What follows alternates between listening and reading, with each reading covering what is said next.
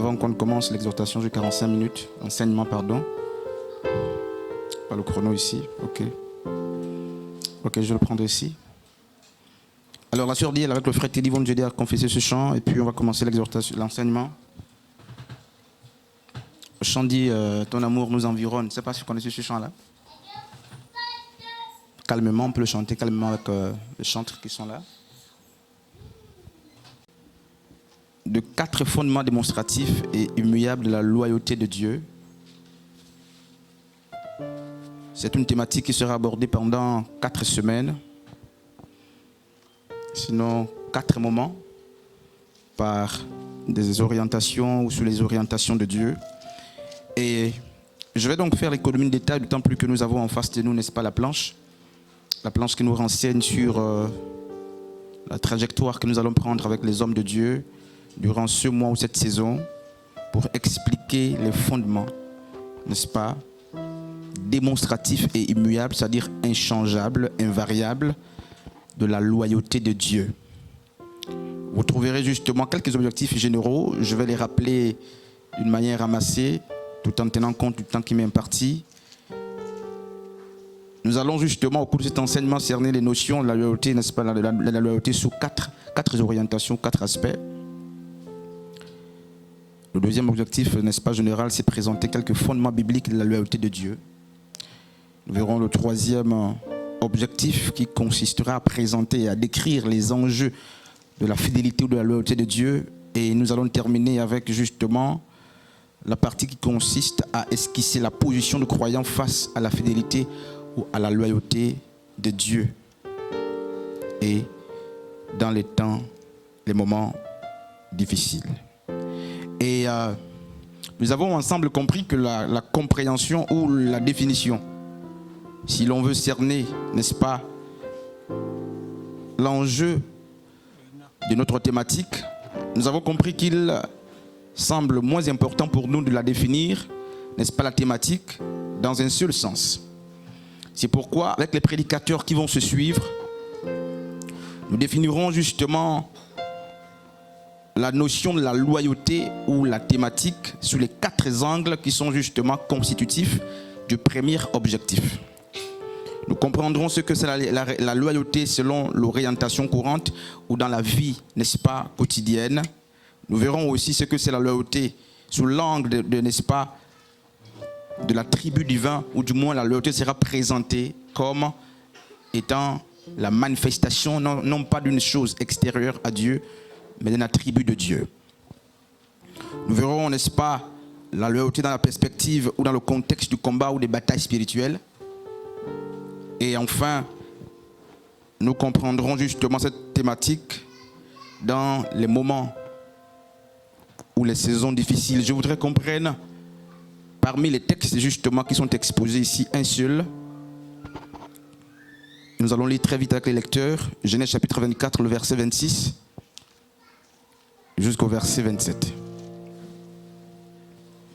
Et je voudrais à cet effet justement que le peuple de Dieu, pour honorer la parole de Dieu, je vous prie que le peuple se mette debout. Nous allons lire avec le frère Teddy très vite. Genèse 24. Je lis la parole de Dieu dans le livre de Genèse, chapitre 24, à partir du verset 26 à 27. Et l'homme s'inclina et se prosterna devant l'Éternel et dit, béni soit l'Éternel, le Dieu de mon Seigneur. Béni soit l'Éternel, le Dieu de mon Seigneur. Abraham, qui ne s'est pas départi de sa grâce et de sa vérité envers mon Seigneur. Lorsque j'étais en chemin, l'Éternel m'a conduit à la maison des frères de mon Seigneur. Amen, on peut s'asseoir, merci beaucoup.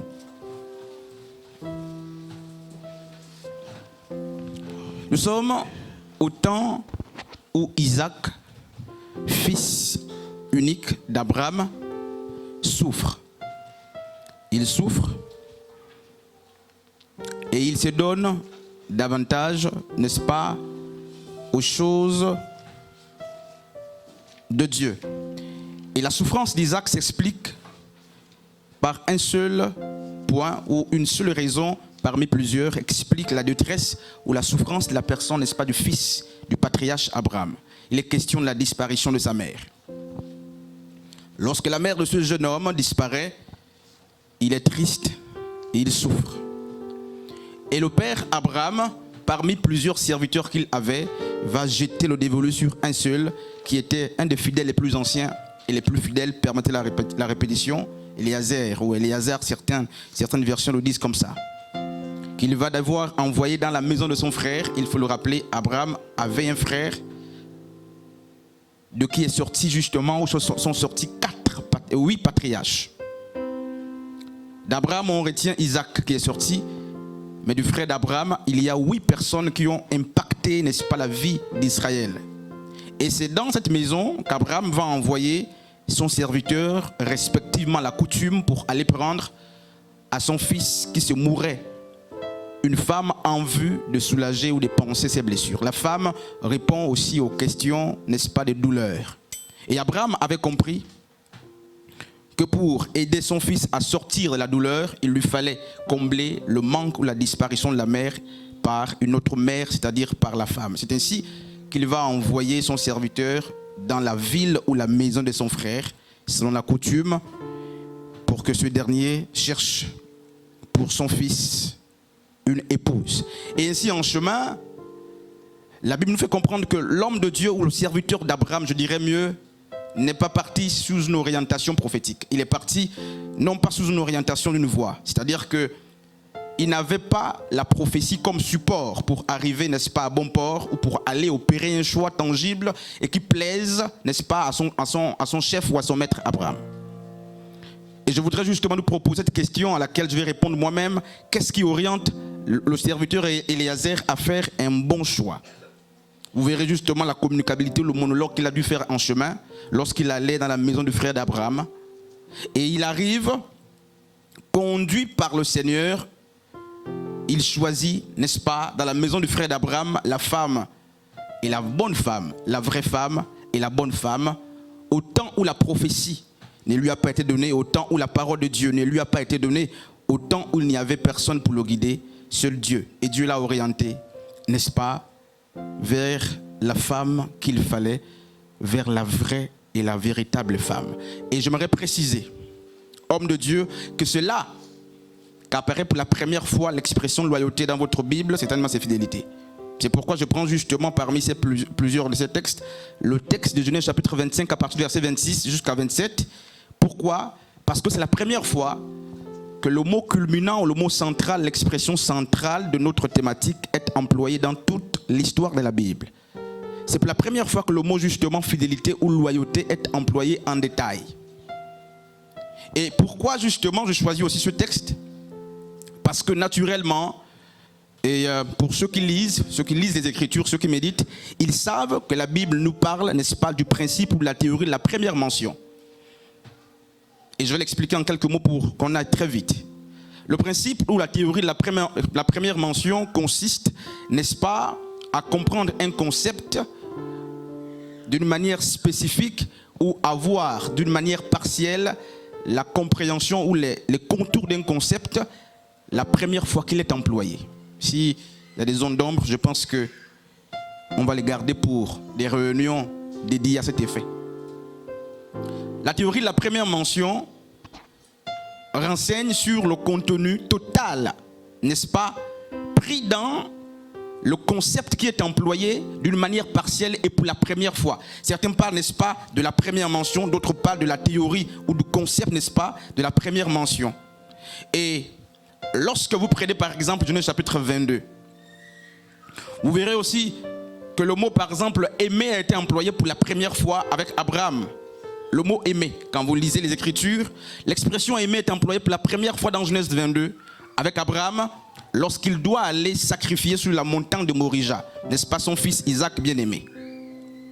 Et quand vous lisez, si vous ouvrez les Écritures, vous verrez justement que la définition justement ou le sens conceptuel de l'expression du mot aimer qui peut, n'est-ce pas, être employé après Genèse 22 dans toute la Bible, n'est-ce pas, le sens véritable est donné lorsque le mot est employé pour la première fois. Si vous voulez maîtriser un concept biblique, faites donc la théorie de la première mention.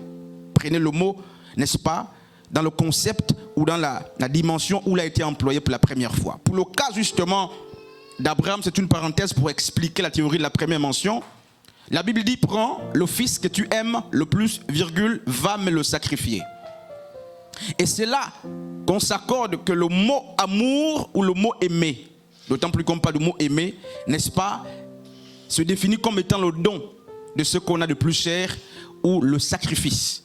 Et toutes les fois que le mot amour va être employé dans les Écritures, il porte, n'est-ce pas, mais la semence qu'il a toujours portée depuis Genèse chapitre 22. Et c'est la même chose avec justement l'expression loyauté ou l'expression fidélité. La fidélité ou la loyauté de Dieu est employée pour la première fois dans Genèse 24 dans un contexte spécifique.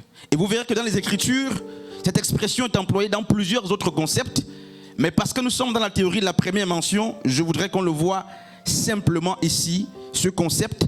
Alors, à quoi est-ce qu'il renvoie, ce concept de la loyauté? Alors, dans le contexte justement d'Éléazar, ou Éléazar qui va prendre une femme, n'est-ce pas, au fils de son maître, la Bible dit que l'expression fidélité est employée dans le concept de la direction.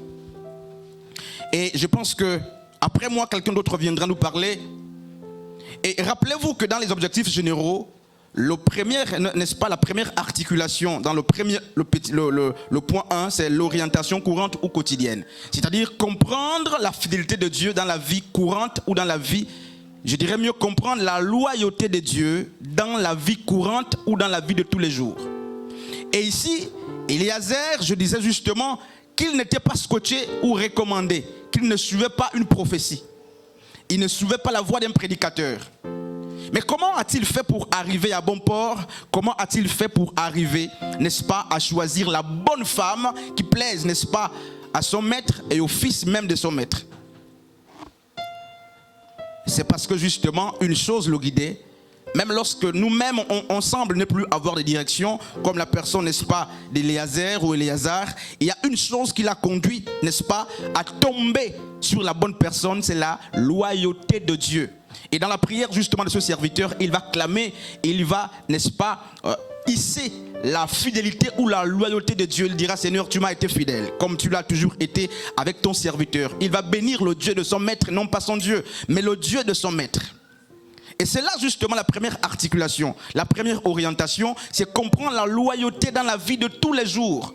Parce que choisir une femme pour un serviteur, une femme justement pour son serviteur ou pour l'enfant de son serviteur était une activité courante dans la vie, n'est-ce pas, des générations antiques, dans la vie justement des générations du temps d'Abraham. Amen. J'ai peur, n'est-ce pas, qu'on se perde. Alléluia. Amen. Et c'est là que nous allons, n'est-ce pas, commencer. Il me reste quelques minutes, 30 minutes, 35 minutes. Que nous commençons avec justement notre premier sous-point qui consiste dans la loyauté sous l'angle de la promesse.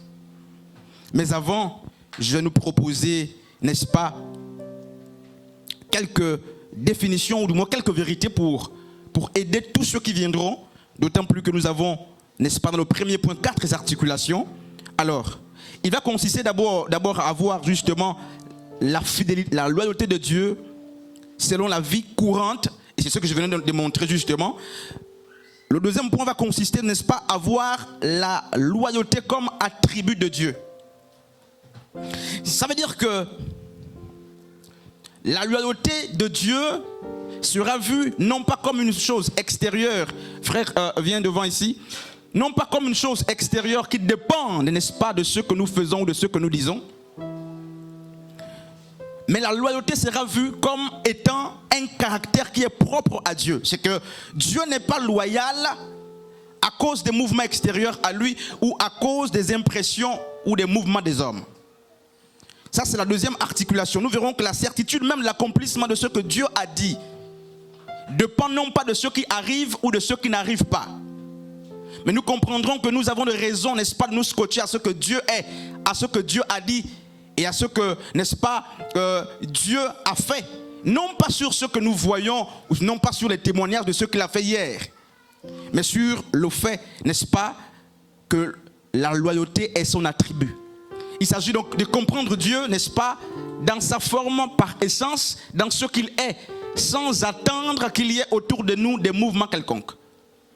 Et pour ce point, j'aimerais préciser que beaucoup parmi nous, même à l'extérieur, à l'église ou à l'extérieur, on définit Dieu en fonction non pas de ce qu'il est, mais de ce qu'il a fait et de ce qu'il a promis de faire. Et c'est pourquoi ce n'est pas illusoire pour nous d'articuler notre thématique autour de trois réalités. Parce que pour connaître quelqu'un, pour connaître un environnement, je dirais mieux, pour connaître quelqu'un, d'autant plus que nous parlons de Dieu, pour connaître Dieu, il nous faut nous interroger sur ces trois trajectoires ou ces trois vérités. Ces trois questions sont importantes d'être posées. Qu'est-ce que Dieu a fait? Ou du moins, si vous voulez connaître quelqu'un parmi nous ici, interrogez-vous sur ce que la personne a fait. C'est-à-dire qu'il s'agit de faits. Et quand on parle de faits, il s'agit justement des actions accomplies qui sont passées. On ne va pas prier pour des faits, mais on prie justement pour des promesses. Mais je ne suis pas encore dans la prédication.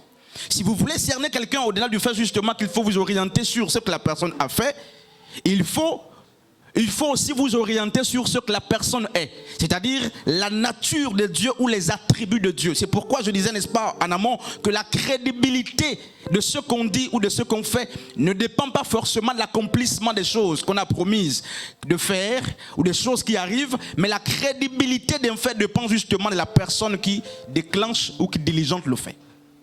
La crédibilité de Dieu ne dépend pas, dans ce cas, de ce qu'il fera ou des promesses qu'il a faites, ou des évidences justement de la promesse qu'il a faite, mais la crédibilité de Dieu au-delà du fait qu'on peut se situer dans ce que Dieu a fait hier, dans ce que Dieu a promis de faire. Les hommes matures ou les hommes de foi comprennent la loyauté de Dieu ou la crédibilité de Dieu dans ce qu'il est. C'est-à-dire qu'on prend appui en tant qu'homme mature, non pas sur ce que Dieu a fait comme promesse, non pas sur les actions que Dieu a posées hier, mais si nous sommes des hommes matures, nous prenons appui sur la nature de Dieu. C'est pourquoi vous prendrez l'histoire par exemple de Noé, à qui le Seigneur va dire en Genèse chapitre 5, 6 de construire l'arche. Et il va bâtir l'arche dans une période, n'est-ce pas, où la pluie ne tombait pas sur la terre. Par la foi, Noé écoute Dieu et sur la base de ce qu'il entend, n'est-ce pas, il va bâtir et construire l'arche. Notre personne, c'est Abraham dans Genèse chapitre 22, à qui le Seigneur va dire, va et sacrifie-moi ton fils, ou du moins à qui le Seigneur a dit, je te multiplierai et je ferai de toi, n'est-ce pas, le père d'une multitude de personnes. Sur cette base, Abraham a cru. Mais il se passe qu'il y a une autre personne, la personne justement, je parlerai de la personne de Job, qui n'a rien écouté comme Noé, comme Abraham. Job n'a rien écouté. Et pendant la période, n'est-ce pas, l'oppression, la Bible dit que Job va dire ceci à la fin, n'est-ce pas, alors que les hommes l'accusaient, il dira mon rédempteur, il dit je sais, je préfère dire clairement ce qu'il a dit, il dit je sais que mon rédempteur est vivant et qu'il se lèvera certainement le dernier jour. Et nous avons justement l'exemple de deux personnes pour expliquer les trois trajectoires que j'ai données. Deux personnes qui ont agi sur ce qu'ils ont entendu ou sur les promesses que Dieu a faites. Abraham a cru, une promesse a été faite. Et il a cru. Noé a cru parce que Dieu a parlé. Mais ici, Job a cru sans rien voir, sans prendre appui sur des faits, sans prendre appui sur des promesses. Job est celui qui est plus mature, si vous me permettez justement d'articuler ma propre opinion. Entre les trois patriarches, Job est le seul qui a cru sur la base des attributs de la nature de Dieu. C'est qu'il ne prend pas appui sur des témoignages pour dire Dieu fera. Il ne prend pas appui sur, n'est-ce pas, les promesses que Dieu a faites pour dire Dieu fera. Mais il prend appui, même lorsqu'il sait que les choses n'avancent pas, il prend appui sur la nature de Dieu ou sur ce que Dieu est. Et c'est pourquoi je veux nous dire ceci, frères et sœurs. Même si nous passons par des moments comme Esther, où le silence de Dieu se fait entendre, même s'il n'y a pas de mouvement autour de nous, même s'il n'y a pas de promesses autour de nous, il nous faut rester silencieux et il nous faut rester, n'est-ce pas, en attente de l'accomplissement de Dieu sur le fait ou sur la base de ce que Dieu est. Qu'est-ce que tu connais de Dieu? Ce sont justement ces choses qui sont capables de t'aider à tenir même dans les jours fermes. Alors si parmi nous, beaucoup attendent ou croient en Dieu sur la base de faits, si beaucoup croient en Dieu sur la base des témoignages, sachez une chose, que les faits, n'est-ce pas, sont passés, que les faits peuvent ne plus exister, que les promesses peuvent ne plus être faites. Comment croirez-vous au Seigneur, ou comment est-ce que vous allez continuer de croire au Seigneur lorsqu'il n'y aura plus de promesses? Mais les hommes matures prendront appui sur la nature de Dieu. Même si je ne vois rien, je sais que Dieu est loyal. Le troisième point ou la troisième articulation consistera, n'est-ce pas, à voir la loyauté de Dieu dans le concept ou la direction du combat ou des batailles spirituelles.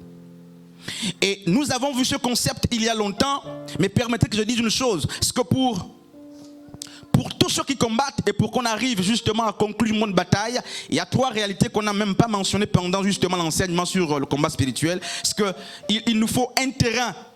Et quand vous prenez Ephésiens chapitre 6, l'apôtre Paul évoque l'idée du combat spirituel. Mais quand vous prenez Ephésiens 1, Ephésiens 2, à partir du verset 6 même, l'apôtre Paul, avant de parler de chapitre 6 du combat spirituel, positionne les chrétiens ou les croyants. Il dit, nous sommes, je voudrais qu'on lise ce texte avec le frère Teddy, Ephésiens chapitre 2 à partir du verset 6. Il dit, nous sommes assis dans les lieux célestes en Jésus. Dans le processus du combat spirituel, l'apôtre Paul dit, Dieu est loyal lorsque nous combattons. Il dit, nous avons déjà une position supérieure, même s'il arrive que notre ennemi soit redoutable, sachons une chose, c'est que notre victoire ne viendra pas forcément de l'armure que nous aurons, ou de l'évidence de la fidélité de Dieu, mais du fait de notre position, parce que notre position en Christ nous place dans une situation stratégique. Nous sommes assis dans les lieux célestes. Est-ce que le frère Teddy est la page Ephésiens 2, à partir du verset 6. Je lis la parole de Dieu dans Ephésiens chapitre 2 à partir du verset 6. Alors même que nous étions morts dans nos fautes, nous a vivifiés ensemble avec le Christ. Vous êtes sauvés par la grâce. Christ nous a ressuscités ensemble avec le Christ. Et nous a ressuscités ensemble et nous a fait asseoir ensemble dans les célestes. Avant d'aborder la notion du combat spirituel, la Bible dit que Christ nous a déjà positionnés dans une sphère supérieure, n'est-ce pas, à l'ennemi. Bref, ça veut dire que notre position joue un grand rôle, n'est-ce pas, dans la bataille spirituelle. Il y a d'autres vérités, c'est l'armure. Mais je ferai justement fi de cela. Alors, à la fin, nous verrons avec d'autres prédicateurs la notion de la tentation des mauvais jours. C'est que comment aborder ou appréhender la loyauté de Dieu dans les mauvais jours. Amen. Amen. Amen. La promesse.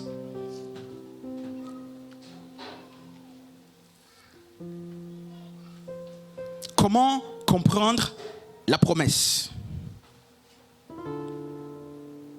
Comment appréhender la notion de la promesse après avoir compris justement que Dieu est loyal? Ou du moins comment démontrer la loyauté de Dieu lorsque la promesse est faite. Mais avant, je voudrais qu'on définisse la promesse, d'autant plus que ça fait partie des premiers objectifs justement spécifiques de la première sous-thématique. C'est quoi la promesse? Lorsqu'on parle de la promesse, à quoi est-ce que, n'est-ce pas, nous faisons allusion? J'ai noté pour nous une définition très simple. Alors, la promesse, pour ceux qui notent, peut être aperçu ou vu comme une parole certaine de Dieu. La promesse peut être vue comme une parole certaine de Dieu, laquelle parole est donnée à une personne ou à un groupe de personnes comme preuve ou évidence de sa fidélité ou de sa loyauté pour des temps futurs. La promesse est une parole certaine, un acte certain ou une parole certaine de Dieu, donnée à une personne ou à un groupe de personnes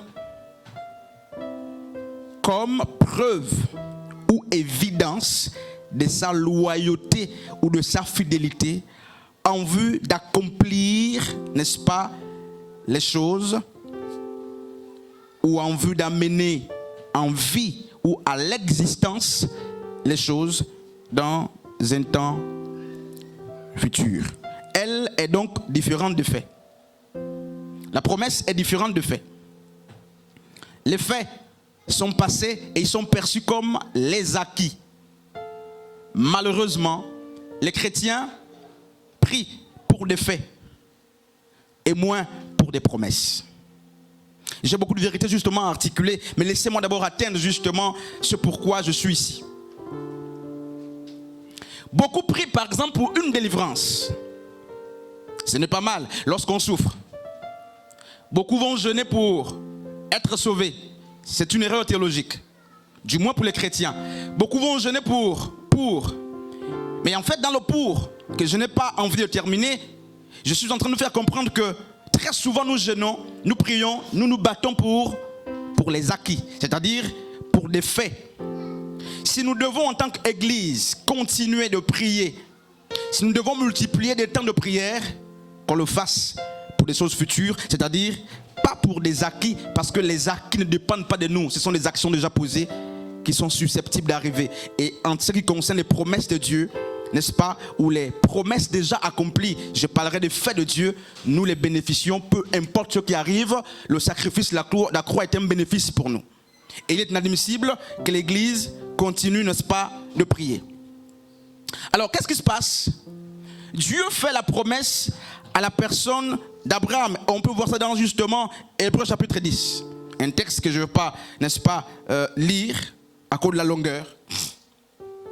Il fait à Abraham la promesse, disant à Abraham qu'il devait multiplier la personne d'Abraham. Et qu'est-ce qui se passe? Il ne va pas s'arrêter à faire la promesse. Il va jusqu'à arriver au parjurement. Il va jurer par lui-même. Or, nous savons du reste que jurer ou parjurer était justement une action qu'on posait hier, au temps passé, pour certifier, n'est-ce pas, ou montrer la pertinence ou la certitude des actions à venir ou du pacte qu'on a fait. Et c'est pour les hommes, les pactes, où ceux qui jurent, ce sont des hommes. Et qu'est-ce qui se passe? Une question à laquelle je voudrais qu'on réponde est celle qui suit. Pourquoi Dieu fait-il la promesse aux hommes? Et quelle est la place de la promesse? Dieu n'a pas forcément besoin de nous faire une promesse. Mais pourquoi, pasteur Frédéric, Dieu fait-il la promesse? Les promesses font partie des preuves évidentes que Dieu utilise pour décrire ou manifester sa loyauté. Parce que une des raisons pour lesquelles Dieu arrive à la promesse, c'est lorsque la foi de l'homme est atteinte par les anomalies. C'est que lorsque la foi de l'homme devient insuffisante, Dieu passe par d'autres mécanismes pour rassurer ou pour prouver qu'il est toujours là. Parce que vous n'avez pas besoin que votre vie soit émaillée de promesses lorsque votre foi est suffisante. Même si on sait que la promesse est parfois souveraine de Dieu. Mais je dis, ce qui explique souvent Dieu à nous faire des promesses, ou ce qui amène pour le cas d'Abraham, le Seigneur a juré comme un homme, la Bible dit ne pouvant jurer par un plus grand que lui-même. Parce que hier, lorsqu'on faisait des promesses et qu'on jurait, il fallait jurer par un plus grand que soi. Et ça devenait justement un pacte. Mais au-dessus de Dieu, puisqu'il n'y a personne, Dieu a juré par lui-même. Dieu va devoir donc parler un langage humain pour authentifier ou pour que cela soit comme une preuve évidente pour la personne d'Abraham. Et je disais ceci. Lorsque Dieu arrive à parler le langage des hommes, comme dans ce contexte, c'est que la foi de l'homme est insuffisante pour croire, n'est-ce pas, à ce que Dieu est capable de faire en prenant appui sur la base de la nature de Dieu. Je vais dire mieux. Lorsque nous n'arrivons plus à voir la puissance de Dieu dans sa nature, si nous sommes dans le néant ou dans le besoin de voir la manifestation de Dieu, ce que Dieu veut, ce que les hommes croient en lui, même en lieu et place ou à l'absence de faits et de promesses. Dieu a besoin que les hommes sachent qui il est en tenant compte non pas des faits historiques, non pas en prenant appui sur les promesses qu'il a faites. Dieu veut que les hommes espèrent en lui et croient en lui en prenant appui sur sa nature, donc sur ce qu'il est. C'est la base. Et nous avons 3 types de chrétiens, si vous voulez 4. Il y a ceux qui croient parce que Dieu a fait hier. Et parce que Dieu a fait hier, ils espèrent qu'il fera aujourd'hui et qu'il est capable de faire demain.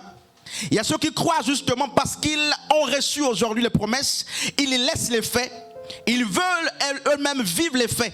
C'est-à-dire les promesses que Dieu nous a faites, quand elles arrivent à l'accomplissement, elles deviennent des faits pour nous. Donc il y a ceux qui croient en Dieu sur la base de l'accomplissement des promesses qui leur ont été faites.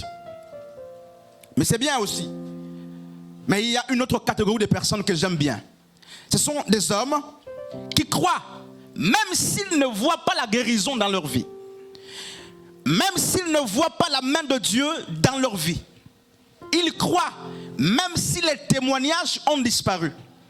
Ils croient en Dieu et à ce que Dieu est capable de faire en prenant appui sur l'essence ou la nature de la personne de Dieu. C'est pourquoi je dis la crédibilité qu'une promesse va arriver ou l'évidence qu'une promesse va s'accomplir, c'est la crédibilité ou dépend de la crédibilité justement que nous accordons à la personne qui a fait la promesse. Et lorsque vous prenez le livre d'Habakkuk, la Bible dit que si la promesse tarde, attends-la, elle s'accomplira certainement. Certainement ici, c'est un adverbe de certitude. Parce que en ce qui concerne les promesses de Dieu, on le verra tout à l'heure, on verra quelques caractères justement des promesses.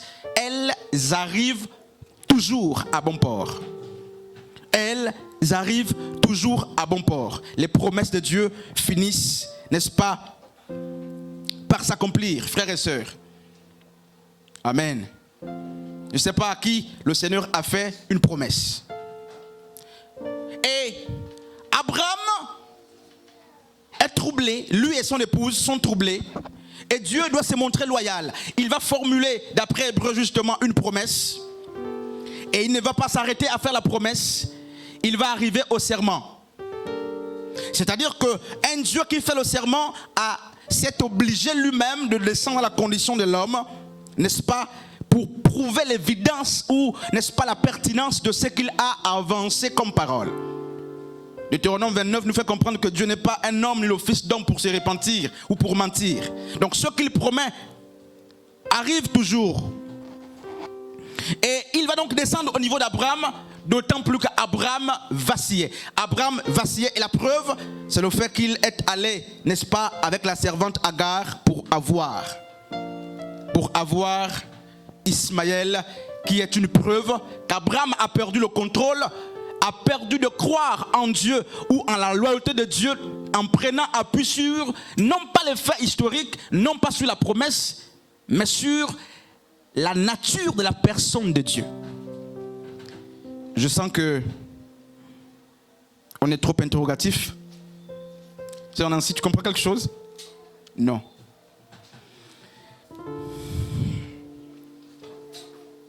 Amen.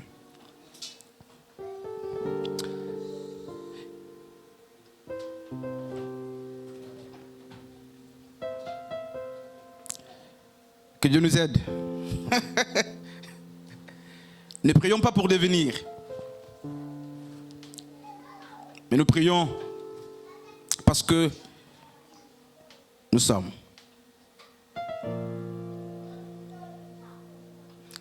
Je dirais mieux, nous ne sommes pas de la génération de ceux qui prient pour devenir. Je finis dans 5 minutes. Mais nous prions parce que nous sommes. C'est pourquoi nous n'avons pas besoin de nous lamenter. Pas besoin de nous agiter. Même lorsque les promesses ont cessé. Même lorsque les faits historiques n'ont plus d'impact sur nous. Nous avons simplement besoin d'être stables et calmes en prenant appui sur la nature de la personne de Dieu. Alors voici une histoire qui me saute à l'esprit. Merci Seigneur. Un couple est allé dans une randonnée et le mari va dire à la femme: chérie, attends-moi ici, je vais faire une course. Accorde-moi 15 minutes, je reviendrai. Il est 15 heures. Naturellement, s'il est 15 heures pile, l'homme est censé revenir à 15h30, d'autant plus qu'il a dit: accorde-moi 30 minutes. Et il est parti. En partant, il a eu justement un malaise, un accident, des choses sont compliquées. Il a duré. 15h, 16h, 17h, 18h, 20h, 21h. Pardon, c'était une mère et son enfant. 23h. Et puis puis la maman a fini de faire ce qu'elle faisait. Et elle commence à se lamenter. Qu'est devenu mon fils? Où est-il allé? Elle avait laissé son fils justement au coin d'une route. Je dis qu'elle s'est séparée de son fils mineur à 15h pile, il est 23h. La maman termine et elle commence à pleurer, à s'inquiéter. Et qu'est-ce qui se passe? Elle va quand même revenir à l'endroit où elle a laissé son fils mineur. Et quand elle revient, en pleurant, elle trouve au coin de la rue son fils en train de jouer. Et puis j'aime beaucoup cette histoire. Il est 23h, un mineur de 15 ans, 14 ans par là, depuis 15h jusqu'à 23h, est resté au même endroit, attendant ainsi sa mère. Pourtant, les 30 minutes étaient passées. Et quand la maman vient en s'agitant, elle ne trouve pas le fils en train de s'agiter. Elle ne trouve pas le fils en train de pleurer. Elle trouve le fils en train de se réjouir, en train de jouer avec ses mains et ses pieds. Et elle va interroger le fils: pourquoi n'es-tu pas allé ailleurs? Pourquoi n'étais-tu pas inquiété? Le fils dira: ce sont les mamans des voisines qui peuvent abandonner leur enfant. Mais moi, je sais que tu ne m'abandonneras pas. Je savais que tu reviendrais. Je ne sais pas si tu comprends ce que je suis en train de dire. Le fils mineur est resté en lieu et place, même si le temps de la promesse était passé. Il est resté rassuré. Mais la promesse, le temps est passé. Mais il prend appui sur ce qu'il sait de sa mère. Il connaît la nature de sa mère. C'est pourquoi, peu importe l'heure qui s'avançait, il n'avait pas peur, il ne s'inquiétait pas. Parce qu'en fait, lui, il prenait appui sur, n'est-ce pas, ce que sa mère est. Frères et sœurs, la place justement de la promesse s'explique par le fait que la promesse est comme justement une évidence de la présence de Dieu, une évidence, n'est-ce pas, que Dieu est présent. La promesse devient comme un prophète de la destinée. Et lorsque Dieu nous parle, au-delà du fait que Dieu très souvent parle lorsque notre foi est insuffisante, beaucoup de promesses sont faites parce que les foi sont insuffisantes et ne permettent plus à ceux à qui la promesse est faite de croire en Dieu sur la base de ses attributs ou de sa nature. C'est ce qu'il faut commencer à comprendre. Pourquoi les promesses viennent dans nos vies? Mais pour deux raisons. Si la promesse n'est pas souveraine, elle dépend certainement de l'insuffisance de notre foi.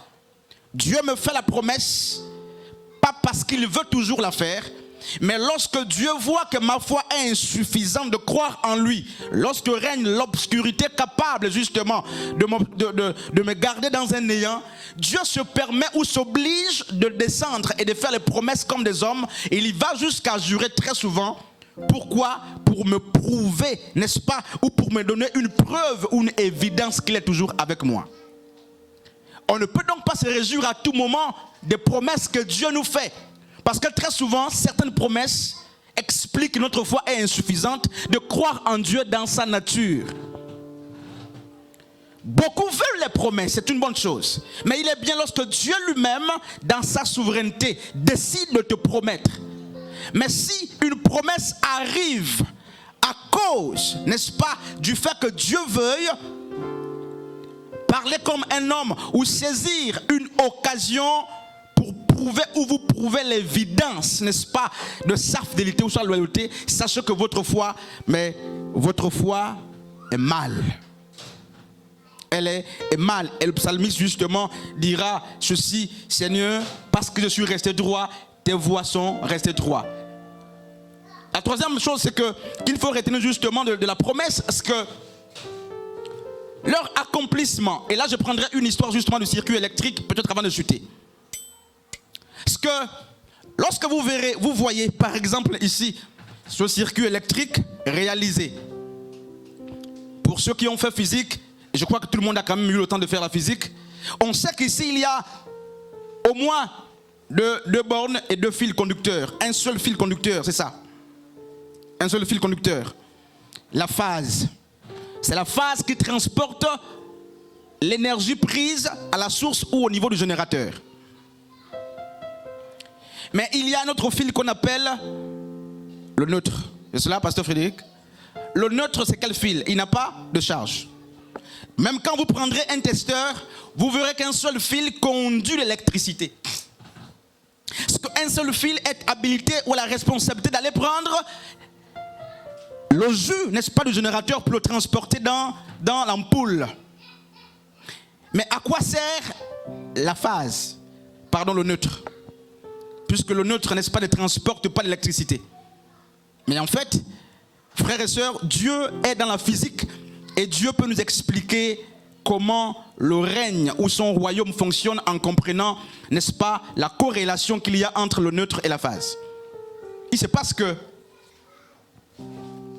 la phase, justement, est la représentative de ce feedback ou ce lien, n'est-ce pas, qui prend vers Dieu, qui explique, n'est-ce pas, le passage de bonté de Dieu, allant de Dieu vers nous, pour alimenter nos projets, nos vies, nos ministères. C'est la bonté de Dieu. Et il n'y a que la phase qui peut transporter les bontés de Dieu. Mais quand vous constatez bien, le neutre fait en fait le demi-tour. C'est le neutre qui ferme justement le circuit. Le neutre, il répare vers la source ou le générateur sans porter l'électricité. Hein, pasteur Frédéric? Mais le neutre est l'image, n'est-ce pas, la reconnaissance de l'ampoule après avoir reçu la lumière. Même si elle ne vient pas de lui.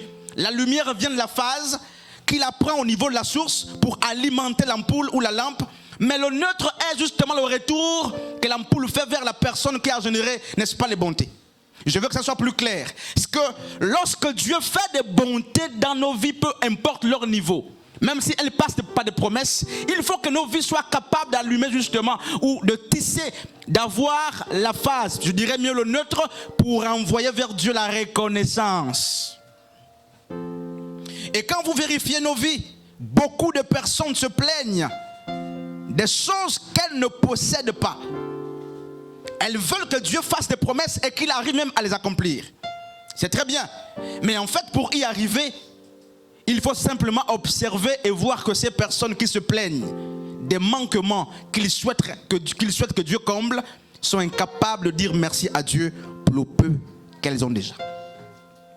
Les hommes veulent que Dieu fasse davantage. Pas qu'il fasse parce qu'il a déjà fait, mais ils sont incapables de retourner vers Dieu la reconnaissance ou n'est-ce pas la gratitude. Je suis venu dire à quelqu'un ceci. Si Adam, le premier Adam justement, a eu le vêtement à cause du péché, si Dieu a pris le soin de fabriquer un premier vêtement au premier Adam à cause du péché, il faut comprendre que le second Adam, dans la royauté, dans la résurrection, n'est-ce pas, a eu un vêtement qu'il n'a pas pris, n'est-ce pas, à cause du péché, un vêtement qui reflète la gloire de Dieu. Frères et sœurs, j'aime cette image, je pense que je l'ai traduite il y a quelques jours, je finis dans 3 minutes, 4 minutes par là. Pasteur Frédéric, les prophéties finissent et finiront. Les prophéties finiront. Certainement les chants finiront. Et au ciel, c'est un mensonge quand des pasteurs disent « Nous chanterons à perpétuité ». C'est pas bibliquement assis. C'est faux. Nous adorons Dieu, mais pas en chantant continuellement. Ça c'est faux. C'est une fausseté. Les chants vont disparaître. Les promesses peuvent et vont même cesser. Les faits, certainement, ce sont des évidences qui seront là. Mais il y a une chose qui ne passe pas, la parole de Dieu, dit des Écritures. Mais je dirais mieux que l'unique chose même dans l'Église qu'il faut davantage enseigner ou traduire, c'est l'enseignement. Pourquoi? Frère Freddy, parce que les guérisons sont circonstancielles.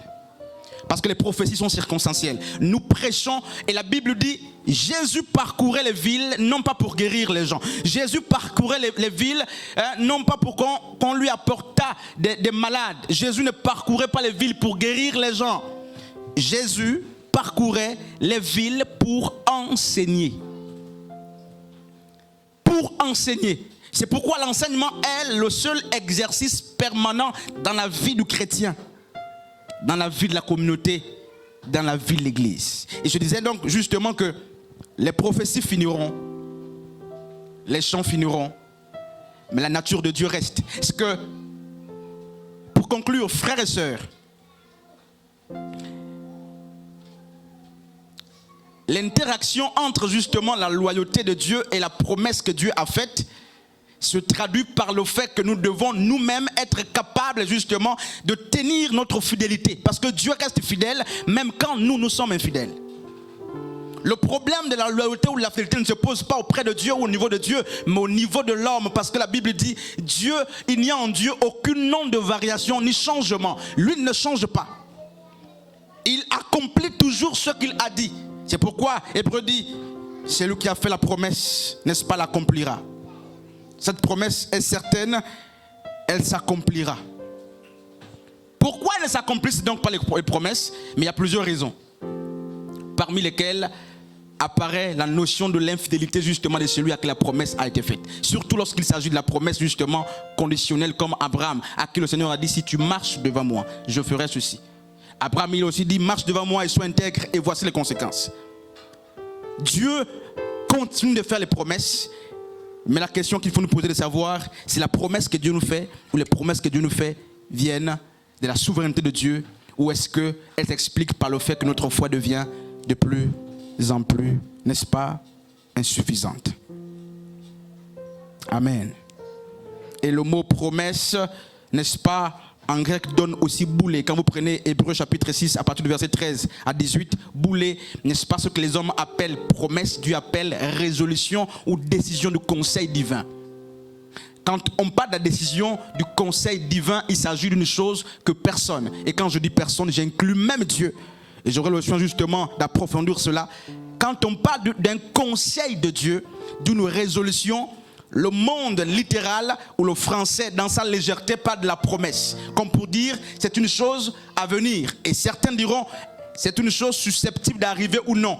Mais quand vous prenez Hébreux 13, 18, Hébreux 6, à partir du verset 13 à 18, la promesse est présentée comme étant une décision du conseil de Dieu ou une résolution. C'est-à-dire un acte ou une parole irrévocable que Dieu même ne peut changer. Et puis, je ferme ma Bible, n'est-ce pas? Qui a reçu de Dieu une promesse et comment est-ce que tu te tiens avec cette promesse? On apprend que la promesse est une parole que Dieu donne à quelqu'un ou à un groupe de personnes, n'est-ce pas? Renseignant ainsi sur des choses qu'il est capable ou qu'il fera. Pas capable, qu'il fera certainement demain. On comprend justement que pour que ça arrive, il faut certaines dispositions. Mais Dieu reste loyal, même lorsque les hommes manquent d'être dans la loyauté. Dieu reste fidèle, même lorsque nous ne sommes plus fidèles. On a donc besoin justement de tenir ferme et de dépendre de Dieu lorsque la promesse, de dépendre de Dieu et seulement de Dieu lorsque la promesse, n'est-ce pas, nous est faite. Et hommes et femmes de Dieu, à qui est-ce que le Seigneur a fait une promesse et comment est-ce que tu te tiens? La promesse n'authentifie pas que votre foi est toujours grande. La promesse peut être une preuve que votre foi est insuffisante. C'est pourquoi Dieu s'oblige de prendre les caractères humains. Il descend, n'est-ce pas, pour vous donner les preuves ou l'évidence de l'accomplissement de ce qu'il a dit. Et j'ai dit justement qu'on croit à une parole. On croit qu'une chose va arriver, une parole va arriver lorsqu'on a en face de nous, n'est-ce pas, la crédibilité de la personne qui a fait la promesse. Les fondements démonstratifs et immuables de la loyauté de Dieu. Parmi ces fondements apparaît la promesse. La promesse est un des fondements, n'est-ce pas, qui démontre que Dieu est une personne loyale. Dieu est un esprit loyal. Et c'est la seule partie de la prédication justement qui m'a beaucoup marqué. C'est que si les faits cessent, si les prophéties cessent, si les promesses cessent, s'il n'y a plus de prophètes pour nous dire à l'avance ce que Dieu veut qu'on sache, s'il n'y a plus de rêves pour nous orienter sur la position qu'il faut tenir demain, s'il n'y a plus de vision capable de nous orienter, qu'on prenne appui sur la nature de la personne de Dieu. Amen. Il y a